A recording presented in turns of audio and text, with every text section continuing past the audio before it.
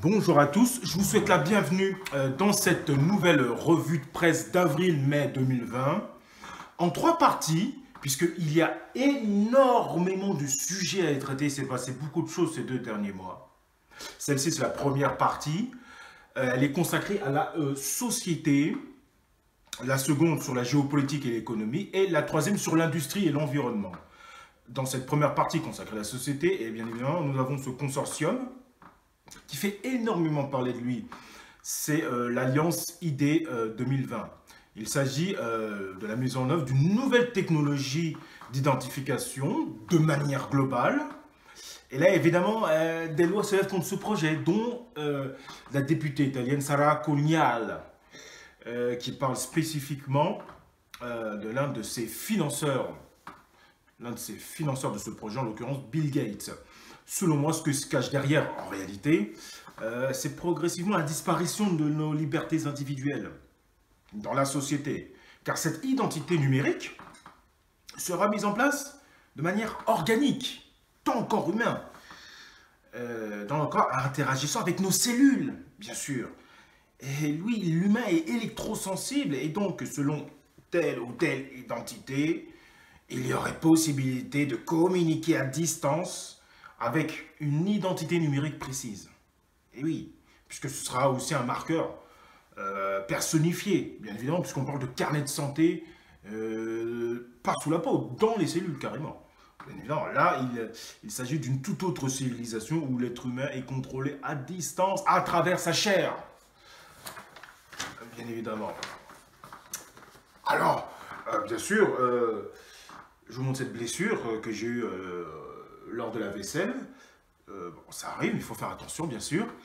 Et bien sûr, cette idée 2020, ça donne pas envie de voir des nanobots à l'intérieur de sa chair. Je peux vous garantir que ça vaut mieux qu'on en reste là, qu'on soit libre. Maintenant, il faut que les gens soient éveillés. Et c'est pour ça que je fais cette vidéo notamment, pour le partager au plus grand nombre, pour que les gens comprennent qu'il faut réagir. On n'a qu'une seule députée italienne qui réagit, c'est pas suffisant, c'est bien. On est loin du compte là, pour le coup. Alors l'idée 2020, ça c'est le site officiel, comme ça il n'y a aucun souci, bien sûr. Pour essayer de comprendre humblement la version officielle de son consortium et leur projet précisément, hein, en essayant de comprendre ce que c'est aussi l'identité numérique. Alors qu'est-ce que ça nous dit? L'Alliance 2020, ID 2020. L'Alliance ID 2020, une approche holistique basée sur le marché et qui répond à toute l'étendue et l'échelle du défi. Alors, aucun gouvernement, entreprise ou agence ne peut à lui seul résoudre ce problème. Définir la trajectoire future de l'identification numérique et gérer les risques associés est un défi qui nécessite une collaboration soutenue et un partenariat mondial. Intéressant. Alors, bien sûr, je vais en lire la quintessence comme d'habitude, mais surtout les partenaires de l'Alliance, parce que ça c'est très intéressant. Accenture. Accenture, hein, société mondiale de conseil en gestion de services professionnels, est devenu partenaire fondateur en juin 2017. Bien, des représentants d'Accenture participent au comité exécutif et au comité consultatif technique. La Gavi, la Vaccine Alliance, et oui, c'est eux qui vaccinent. Malheureusement, hein, puisque ce qu'il y a à l'intérieur des vaccins, quand on dit le terme vaccin, en euros, on se dit c'est bien pour le système immunitaire. Or, c'est ce qu'il y a à l'intérieur qui pose problème. Bien évidemment, au-delà de l'adjuvant aluminium, il y a plein d'autres choses terribles. Rassemble les secteurs publics et privés dans le but commun de créer un accès égal aux vaccins nouveaux et sous-utilisés pour les enfants vivant dans les pays les plus pauvres du monde. Alors, c'est Berkeley, PG Gavi, siège au conseil d'administration. Alors, la Rockefeller Foundation. Alors, quand j'ai lu ça la première fois, j'ai beaucoup rigolé. Hein. Depuis 1913, la fondation Rockefeller a cherché à améliorer le bien-être de l'être humain dans le monde. La fondation Rockefeller, et même là, j'ai du mal. Hein. À chaque fois que je dis cette phrase, j'ai du mal. La fondation Rockefeller a fourni à ID 2020 un financement de démarrage en 2017 et soutient constamment le travail d'ID 2020.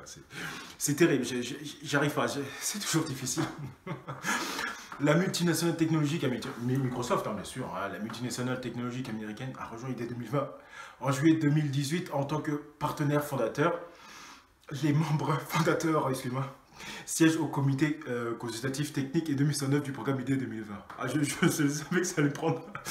Créé par IDEO, la Société internationale de conception du conseil, pour concevoir des produits, des services et des expériences afin d'améliorer la vie des personnes dans des communautés pauvres et vulnérables. Voilà, et représentée dans le programme d'éducation et plaidoyer. Alors, rapidement, bien sûr, voilà, c'est unique dans sa philosophie et sa gouvernance transparente. Bien sûr, ma chaîne L'Informateur Avisé, ça sous-tend, bien sûr, expliquer déjà le cadre. Un journal de la quintessence, ici, c'est pourquoi les partenaires de l'Alliance, justement, d'où la citation des partenaires, mettent en commun des fonds pour investir dans le programme qui considère l'identification numérique de manière globale, comme je disais, comme une plateforme pour divers avantages, services et cas d'utilisation tout au long de la vie d'un individu. L'engagement du secteur privé est essentiel pour résoudre à grande échelle les partenaires de l'Alliance, inclut des entreprises avec une empreinte collective de plusieurs milliards et un engagement partagé envers une approche éthique de l'identification numérique. Les décisions sur la façon dont les fonds de l'Alliance sont administrés, les programmes à financer et les normes techniques à soutenir sont prises conjointement par les partenaires de l'Alliance dans le cadre d'un processus de gouvernance transparent, empêchant la domination d'une institution ou d'un secteur. Alors, effectivement, comme disait François Asselineau, ce devrait être les États qui doivent financer l'OMS et non la fondation Bill et Melinda Gates. Là, effectivement, là on a la domination d'une institution par rapport à l'OMS. L'institution fondation Bill et Melinda Gates, quand même à hauteur, il me semble, de 25%, là il y a une domination. Voilà. Et ça contredit les valeurs de l'IDE 2020 concernant l'OMS et la fondation Bill et Melinda Gates. Ça c'est quand même important et intéressant à signaler. Alors bien sûr, justement, Accenture et Microsoft créent une solution blockchain pour soutenir l'IDE 2020. C'est quand même intéressant au niveau de l'information ce qu'ils font précisément pour avancer dans leur agenda. Les deux entreprises travaillent ensemble sur un programme d'identité numérique en blockchain. Paris, 19 juin 2017, Accenture a développé un ensemble de technologies blockchain et biométriques visant à soutenir l'initiative IDE 2020, un consortium international public-privé, dont l'objectif est d'aider plus de 1,1 milliard de personnes à attester de leur identité.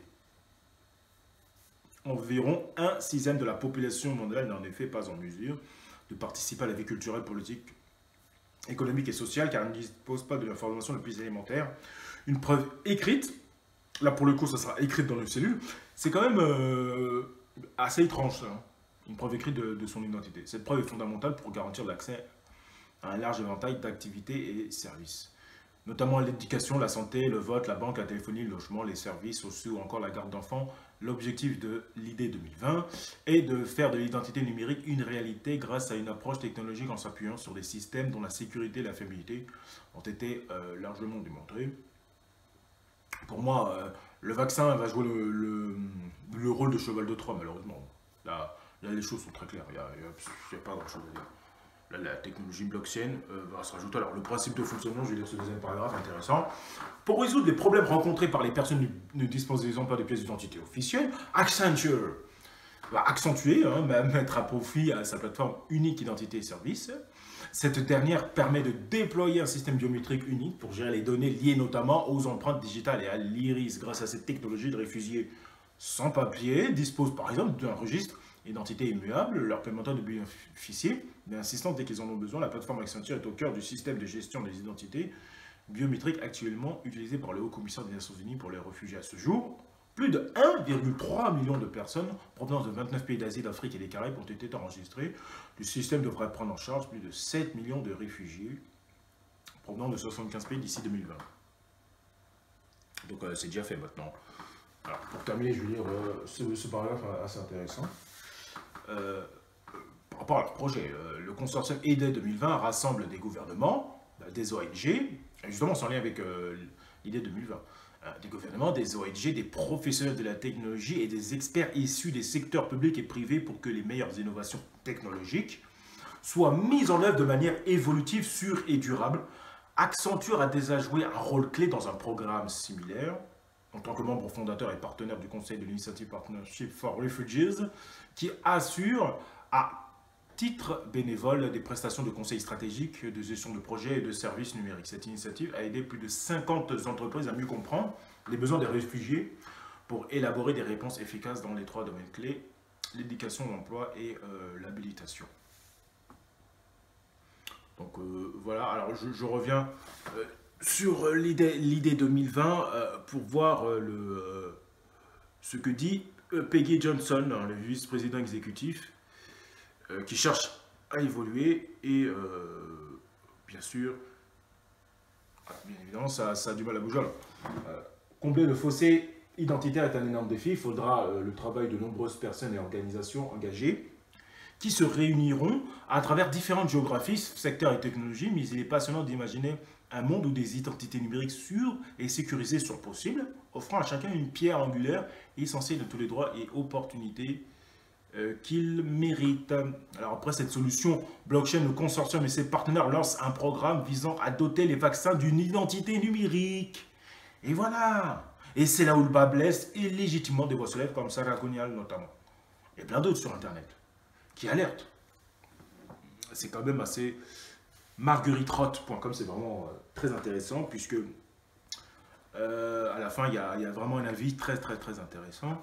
Puis on va essayer de comprendre l'identité numérique sur Wikipédia, classique, hein, tout simplement, pour voir vers où on va, parce que voilà, leur programme avance, nous on essaie de s'informer, et c'est problématique que les gens ne veulent pas voir la réalité et ce qui se cache derrière.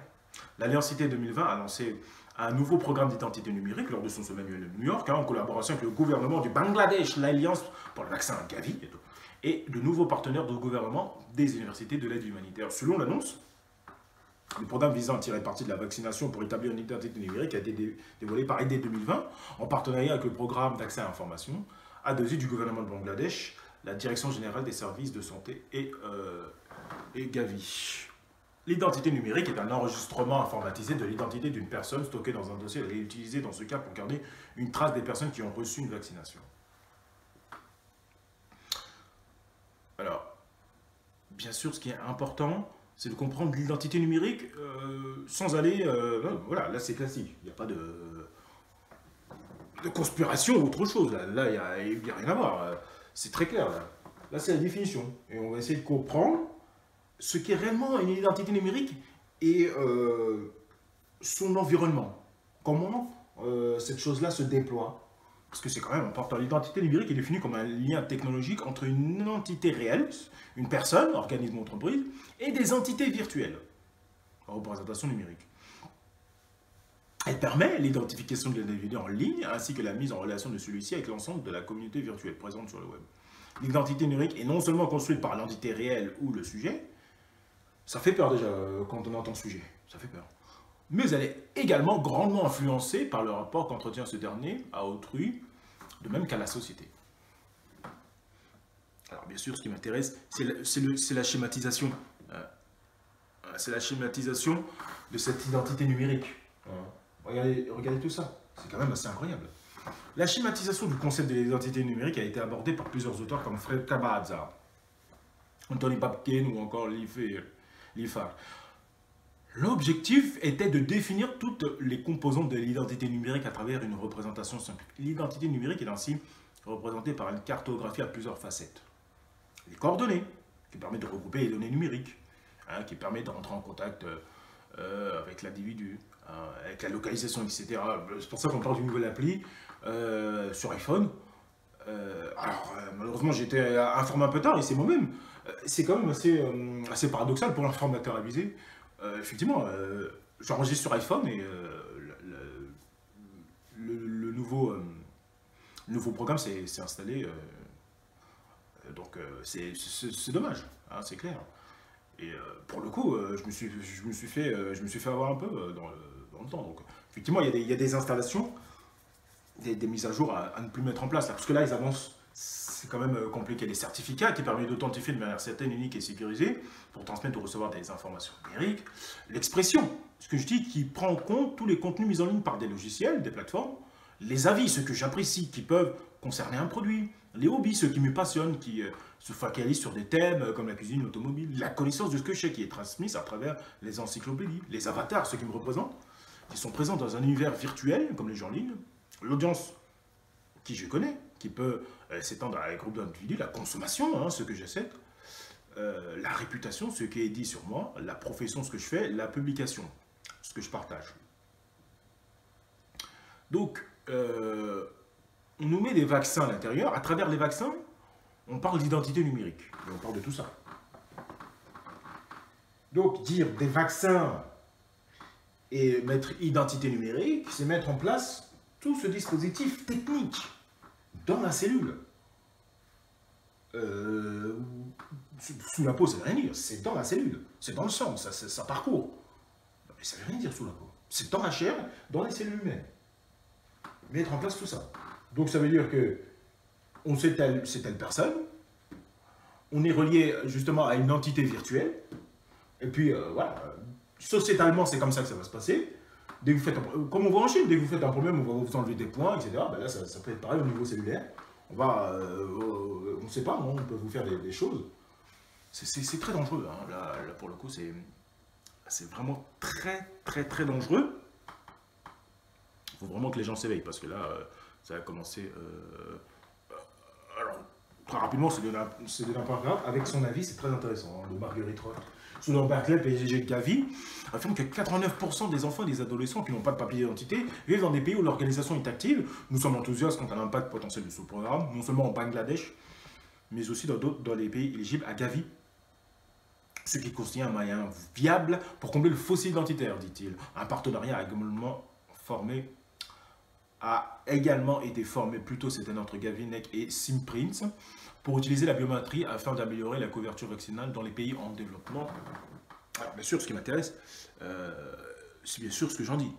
C'est vraiment très intéressant. Dans le dernier paragraphe, hein, quand l'auteur fait une mise à jour juste pour dire to allow people to receive vaccination and prove they have received it, not to track individuals as claimed by a conspiracy theorist. Il fait partie de ceux qui, s'ils ne sont pas complets, sont persuadés d'être super éveillés alors qu'ils sont profondément endormis. Donc selon lui, l'identité numérique mérite tous les éloges qu'on lui accorde. Et c'est un dispositif inoffensif qui, si l'on suit son raisonnement, ressemble juste à nos anciens carnets de santé. Sauf que là, au lieu de l'avoir dans la poche, on l'aura dans la peau, donc dans les cellules. Un truc inoffensif, donc... mais les gens pensent qu'en injectant le vaccin, ça va dans le sang. C'est pas sous la peau et puis ça reste bloqué comme ça. Oh, mais non, c'est quand même important. Et puis c'est pour ça qu'on parle de vaccination obligatoire, possiblement. Pour que ça soit injecté partout dans le corps humain. Sauf que là, au lieu d'avoir de la poche, on aura dans la peau, un truc inoffensif donc, mais qu'il faut tout de même expérimenter. Alors on fait ça au Bangladesh, sur des enfants, sur des gens pauvres, sur des SDF, sur des réfugiés. C'est moi qui ai appris, c'est moi qui a l'esprit mal tourné là. Où il fait exprès de ne pas voir qu'on se sert de ces populations comme si elles étaient des cobayes. Et ce serait moi la conspirationniste. Sans rire, certes, l'identification numérique prouve que ces personnes ont été vaccinées, mais ce n'est pas la seule fonction du dispositif. D'ailleurs, dès 2020, l'explique clairement sur son site. Sinon, où serait la rentabilité de la chose? Ces gens-là ne font rien par altruisme. Rien. Clairement, à terme, l'identité numérique est faite pour contrôler intégralement l'individu. Ce qui pose, il me semble, un énorme problème d'éthique. On a d'un côté un raisonnement intéressant, humble, dont je suis parfaitement d'accord, et puis l'idée 2020 qui parle d'éthique, de respect d'éthique. C'est pas possible en injectant un vaccin, sachant très bien le contenant des vaccins. C'est quand même assez terrible. Donc, je reviens vers vous pour cette deuxième partie consacrée à la société, avec la démission du président de l'OMC, l'Afrique, laboratoire ou pas, et puis la 5G aussi rapidement. Merci et à tout de suite. Me revoilà dans cette seconde partie de la vidéo consacrée à la société, de cette première partie de revue de presse avec la 5G, et puis je reviendrai aussi sur la vaccination et l'Afrique, et ce qui se passe bien sûr avec les réseaux sociaux qui se réveillent et qui se partagent des informations importantes. Et puis la démission du directeur de l'OMC, l'Organisation mondiale du commerce. Après la démission du président de la Banque mondiale, début 2019. et celle du directrice de la FMI, Christine Lagarde, qui a basculé en tant que directrice de la BCE. Donc au niveau mondial, il y a des démissions. Donc pour le coup, Tedros Adhanom Ghebreyesus n'a pas démissionné vu qu'il est financé et qu'il est totalement maintenu, enfin, maintenu et puis complètement maîtrisé. Donc on a des organisations mondiales qui n'ont plus de force, hein, et plus de valeur. Donc d'où sa démission, je pense. Mais j'y reviendrai juste après.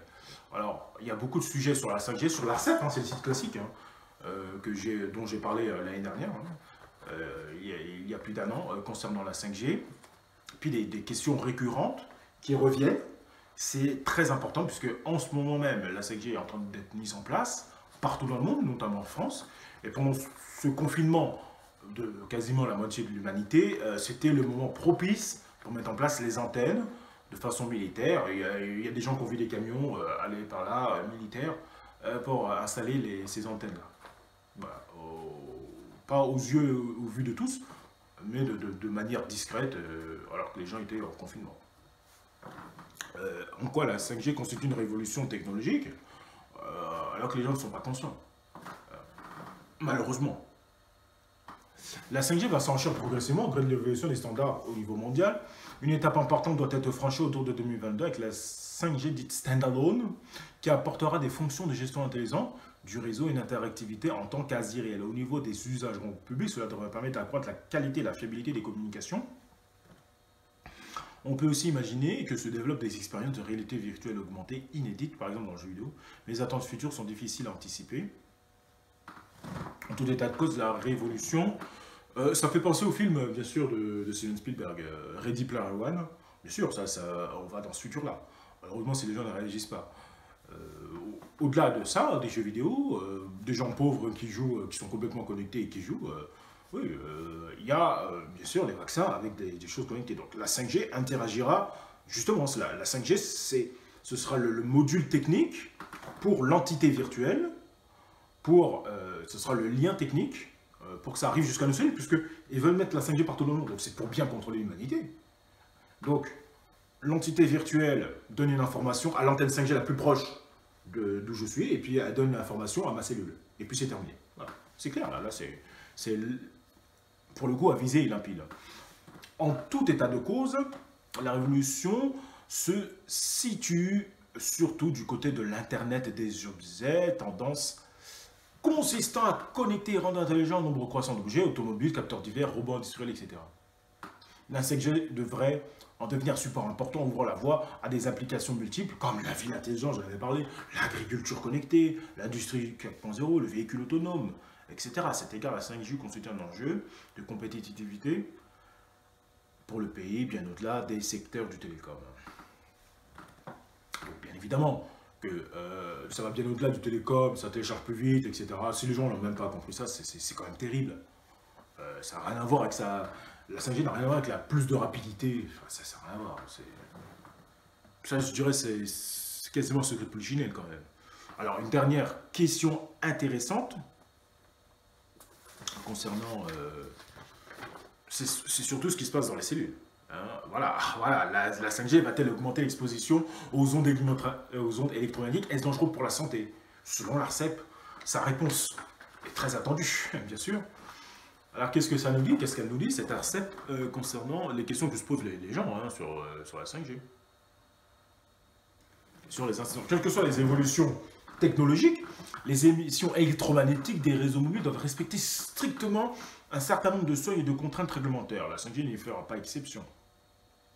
Dans ce cadre, il faudra intégrer une donne nouvelle introduite par la 5G, les antennes dites actives. De quoi s'agit-il aujourd'hui?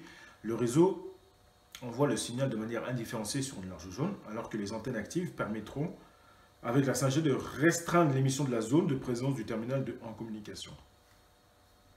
Ceci appelle une évolution de la méthode de mesure qui est en cours sous le pilotage de l'Agence nationale des fréquences. S'agissant des enjeux sanitaires, et là on parle de soucis sanitaires, d'une électrification de la Terre, une nouvelle norme d'électrification de la Terre, et bien évidemment, au niveau immunitaire, ça change bien sûr. L'Agence nationale de sécurité sanitaire de l'alimentation, de l'environnement et du travail, l'ANSES, fait état d'un manque de données concernant les effets biologiques d'exposition aux fréquences 3,5 GHz spécifiquement. Ah, bien sûr, c'est fondamental cette phrase. Ils ne savent pas y répondre. Vous voyez l'ARCEP, arcep.fr, ils ne savent pas y répondre. Donc l'ANSES a fait état d'un manque de données concernant les effets biologiques d'exposition aux fréquences 3,5 GHz spécifiquement. Et en plus 3,5 GHz spécifiquement. Bon, mais c'est quand même incroyable. Il ne parle pas d'autres... il parle uniquement de ça, mais les autres gigahertz, les autres fréquences, qui doivent être complétées prochainement. Ah, qui doivent être complétées prochainement. Alors que la 5G, on en parlait quand même depuis longtemps. Rien n'a été mis en place, non. Tout est mis en place. Il y a plein de tests qui sont faits. Non, c'est par du public. Hein, par les organisations mondiales, puisqu'elles sont tenues, les organisations mondiales, elles ne peuvent rien faire. De toute façon. Et puis, c'est quand même assez paradoxal par rapport à la Fondation Rockefeller, qui est là pour le bien-être de l'humanité. Alors que là, on n'a pas d'études complétées. Alors, ici, la Fondation Rockefeller est pour le bien de l'humanité, elle devrait bien évidemment s'intéresser à ça. C'est pour ça que j'ai rigolé. Parce que c'est très clair. Là, je veux dire, quand vous voyez mes vidéos sur cette chaîne, bon, les choses sont claires. Des études existent aussi à l'international, notamment là où la 5G a été lancée, ainsi qu'au niveau de l'OMS. Oui, l'OMS est nul, ils ne vont rien faire. Ils ne vont rien faire du tout. Ils vont attendre que ça soit mis en place, et puis après, non mais, même au-delà que ce soit mis en place, il va se passer des choses encore.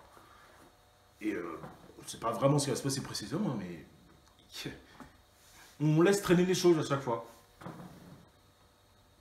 Et puis, réellement, hein, si on fait des tests sur la 5G, et les effets sur les cellules, ça sera arrêté directement. Or, c'est pas le but de ce projet. C'est un projet global. 5G, vaccin, etc. L'Afrique, laboratoire, test grandeur nature avec du 13 mai 2020 de regard croisé les blogs. C'est quand même assez intéressant. Regard croisé suisse, dans leur quintessence comme d'habitude. C'est quand même assez intéressant. Les réseaux sociaux africains se partagent toutes les alertes sur les vaccins. Une défiance parlante en voyant cette femme menacer à la hache un infirmier qui veut pratiquer un vaccin sur un jeune homme, la dernière en date, que j'ai reçue pas plus tard qu'hier, hein, dans les villages éloignés d'Abidjan. Des gens sont venus annoncer des vaccins pour lutter contre le coronavirus. Et qu'ils reviendraient. Parfois, des hommes et des femmes en blouse blanche, accompagnés de militaires, viennent présenter des vaccins sur le rumeur qui affole la toile. C'est quand même assez intriguant cette affaire. Ils n'ont pas trouvé de remède contre le virus. Au-delà de ça, je veux dire, ça ne sert à rien, au niveau des populations africaines, de dire on va vous tester contre quelque chose où le coronavirus n'a pas d'emprise, puisqu'ils ont l'habitude de prendre de l'hydroxychloroquine, le plaquenil. Donc, ça sert à rien. Pour mémoire, l'Afrique du Sud a été le théâtre de nombreux crimes médicaux, notamment sur le régime de l'apartheid, ceux de Wouter-Basson, sont restés impunis malgré les centaines de témoignages et les milliers de documents à charge. Cet ancien chef du projet COAST, l'unité d'armes chimiques et biologiques d'Afrique du Sud sous l'apartheid, est accusé d'avoir tué des centaines de Noirs en Afrique du Sud et en Namibie de 79 à 87, notamment par l'injection du poison et du virus de sida. Alors quand je lis ça, je me dis c'est intéressant. Alors, on a le médecin Montagnier qui parle d'un coronavirus où on a des souches. C'est pas moi qui le dis, c'est le professeur Montagnier, prix Nobel de médecine. Là, pour le coup, ça c'est intéressant. Parce que là, on ne va pas nous dire qu'on est des conspirationnistes. Puisque si un prix Nobel le dit, découvreur du virus de sida, en plus, il informe en plus de ça, et il sous-tend, si on réfléchit bien et si on lit entre les lignes de cette information, que le sida est fait en laboratoire aussi. À partir du moment où il dit que le coronavirus est fait en laboratoire, il y a juste le lien à faire, que lui, c'est le découvreur du sida, que ça a été fait en laboratoire aussi. Je veux dire, il y a une petite distance à parcourir, mais l'information que nous donne Philippe Montagnier est très claire, docteur Montagnier. C'est quand même très très clair. Et puis, si vous posez des questions à Robert Gallo, vous pouvez taper Robert Gallo par rapport au sida, il va très clairement être en difficulté. Il y a des choses qu'il ne sait pas y répondre par rapport à Robert Gallo. Donc, professeur Montagnier aussi, hein, qui a une voix qui se lève tout comme Sarah Counial, bravo à eux, avec aussi notre ami marseillais, le professeur Raoult aussi, qui est aussi intéressant. quand on injecte le virus de sida, là les choses sont claires, définitivement. Autre traumatisme, en 1996, l'État de Kano, dans le nord du Nigeria, est ravagé par une épidémie de méningite. Le géant américain Pfizer profite de cette tragédie pour tester deux médicaments, le Trovan et le ceftriaxone. 11 enfants décèdent. Mais encore une campagne anti-tétanos qui aurait masqué la stérilisation des femmes en Kenya et en Inde en 2013. Voilà, une campagne vaccinale qui masque un autre projet. Voilà, je pense que les choses sont claires. Le vaccin, c'est le cheval de Troie de notre époque. Parce qu'à l'intérieur, vous pouvez mettre tout ce que vous voulez et il fait ses fonctions. Pas de protection, pas d'amélioration du système immunitaire, non. Il rentre dans le sang et il y a d'autres choses à l'intérieur, il fait ce qu'il a à faire. Notamment stérilisation ou autre. Mais encore, l'OMS, trop dépendante financièrement, comme je disais, des milieux économiques et de la fondation Bill et Melinda Gates entre autres, son communiqué du 7 mai, alarmiste, prévient près de 190 000 personnes pourraient mourir du Covid-19 en Afrique si les maladies ne sont pas maîtrisées. En l'occurrence, l'Afrique semble mieux s'en sortir que l'Europe ou les États-Unis, ce qui fait dire aux Africains, gardez vos vaccins chez vous, vous en avez davantage besoin que nous. Oui, effectivement. Si l'OMS dit 190 000 personnes, alors que là, on n'est pas du tout... on voit bien ce qui se passe à Madagascar avec le Covid organique, c'est intéressant. Intéressante initiative de la présidence, c'est bien, c'est intéressant. Voilà, c'est dans le mouvement, dans le dynamisme, c'est intéressant. Et là, 190 000 personnes, on ne voit pas comment ça peut se déclencher. Comment ça peut venir d'où, ça. Voilà, donc c'est pour ça que les Africains, bien sûr, que nous disons, gardez vos vaccins, vous en avez davantage besoin que nous, effectivement. Alors, on peut très bien tester les vaccins sur les pays qui ont le plus besoin, c'est-à-dire ceux où il y a eu le plus de morts, malheureusement, en Occident. Le Malawi et le Kenya ont été choisis pour devenir zone test pour un carnet de vaccination injecté sous la peau permettant à des nanoparticules encapsuler des vaccinations sous-cutanées. Voilà, des nanoparticules encapsulées. Elles émettraient une lumière fluorescente, bleue invisible à l'œil nu, mais que n'importe quel smartphone pourrait détecter et savoir si vous êtes vacciné ou pas. Un projet financé par la Fondation Bill et Melinda Gates et qui poursuit son sondage dans d'autres pays d'Afrique et au Bangladesh pour savoir s'ils seraient prêts à renoncer aux cartes de vaccination. Non, faut vraiment pas renoncer aux cartes de vaccination. Rien ne doit pénétrer le corps de ce genre de choses. Enfin, je dirais pas de mots, voilà, mais je reste correct. Mais bon, c'est terrible. Une crainte qui se comprend et qui se partage. C'est pas parce que c'est technique que c'est intéressant. C'est clair. Ici même en Europe, on se demande si le vaccin anti-coronavirus ne deviendrait pas obligatoire pour voyager, par exemple. De nombreux pays pourraient l'exiger comme des vaccins anti-malaria ou fièvre jaune. Effectivement, pour se rendre dans certains pays, effectivement, on se vaccine quand on va dans d'autres pays. Pour la malaria ou la fièvre jaune, ça peut très bien arriver pour le corona. Le débat ne fait que commencer. Hein. Il serait temps de s'assurer que des commissions d'éthique indépendantes surveillent ces velléités de vacciner à tout va. Et en attendant, surveillons ce qui se passe en Afrique, hein, pour savoir à quelle sauce nous risquons d'être dévorés à notre tour en Europe. Et n'oublie pas le credo, hein, no one will be left behind. Personne ne sera oublié. C'est ce qui nous attend, c'est ce qui nous inquiète. Précisément, alors, pour terminer, 2 onglets sur Financer l'Afrique et sur le risque des crises alimentaires, prévient l'OMS et l'OMC sur Financer l'Afrique. Roberto Azevedo, un directeur général de l'OMC, annonce sa démission, comme je disais, après celle de Christine Lagarde et du coréen de la Banque mondiale. C'est quand même très marquant, ça. C'est quand même très important, ça. C'est pas rien que 3 grands directeurs de système mondial, Banque mondiale, Fonds monétaire international et l'Organisation mondiale du commerce démissionnent. Ça veut dire quelque chose, là, en 2 ans. Début 2019, la fin de août 2020. 3 démissions. Il y a quelque chose qui ne va pas. On est au bord de l'effondrement et ça, les gens, c'est pour ça qu'ils démissionnent. Et qu'ils voient bien qu'ils n'ont plus de pouvoir. Hein, qu'ils ne peuvent rien faire, quoi, tout simplement. Ça ne sert à rien de bosser enfin, pour le travail pour lequel on l'a dit de faire alors qu'ils ne peuvent pas le faire. Donc ils démissionnent. Alors, ça casse d'autres choses. Aussi, bien sûr, j'ai pas toutes les infos, bien sûr. Elle va pas tout dire, notre ami Roberto Azevedo. Qu'est-ce que ça nous dit sur financealafrique.com?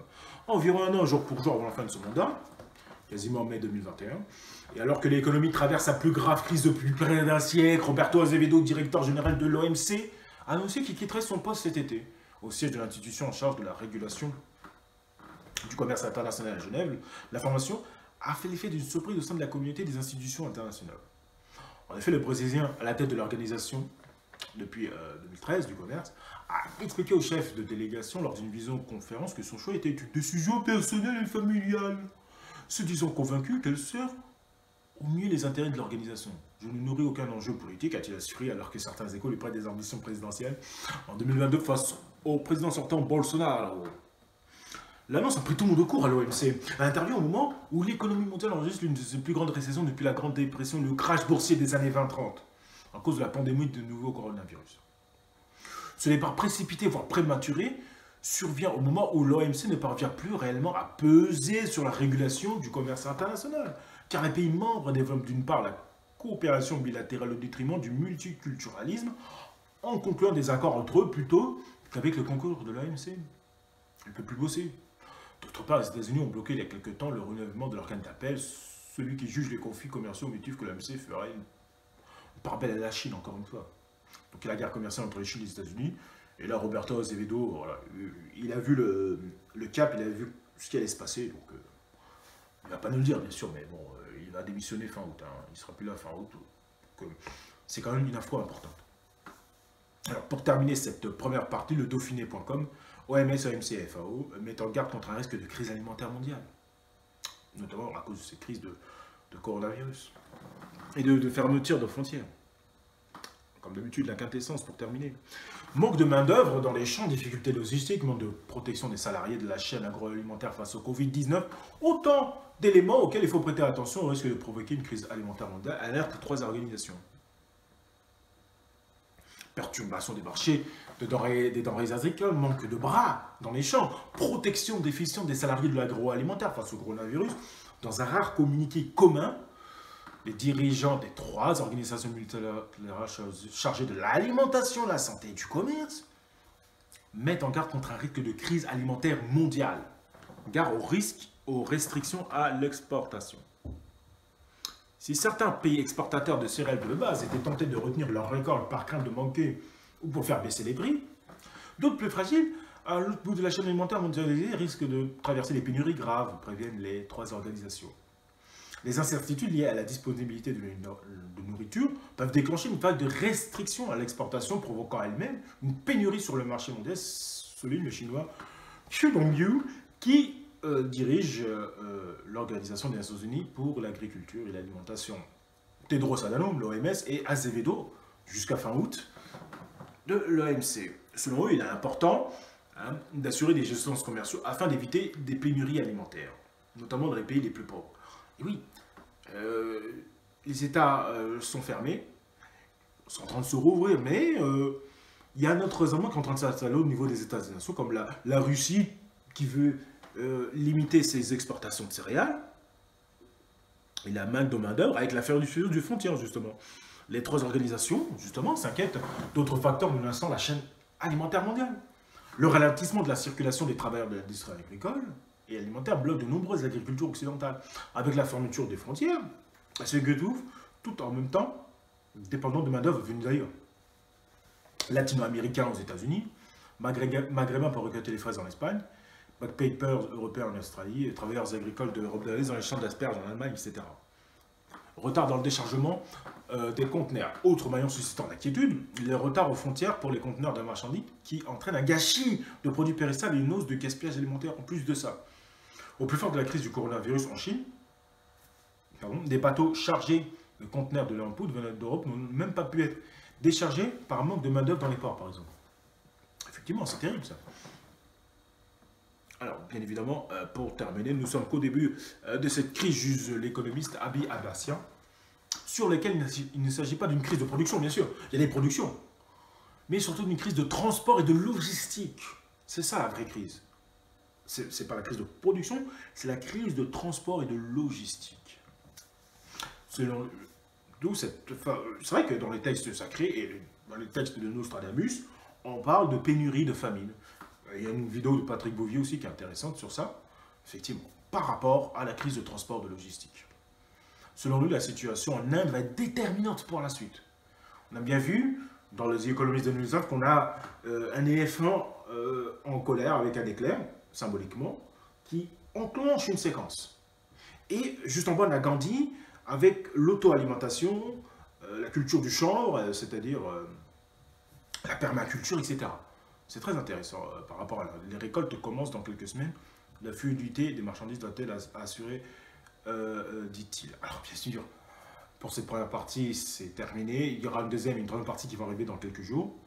Deuxième partie, bien sûr, sur l'économie, la géopolitique, parce que là aussi, il y a quand même beaucoup de choses à dire.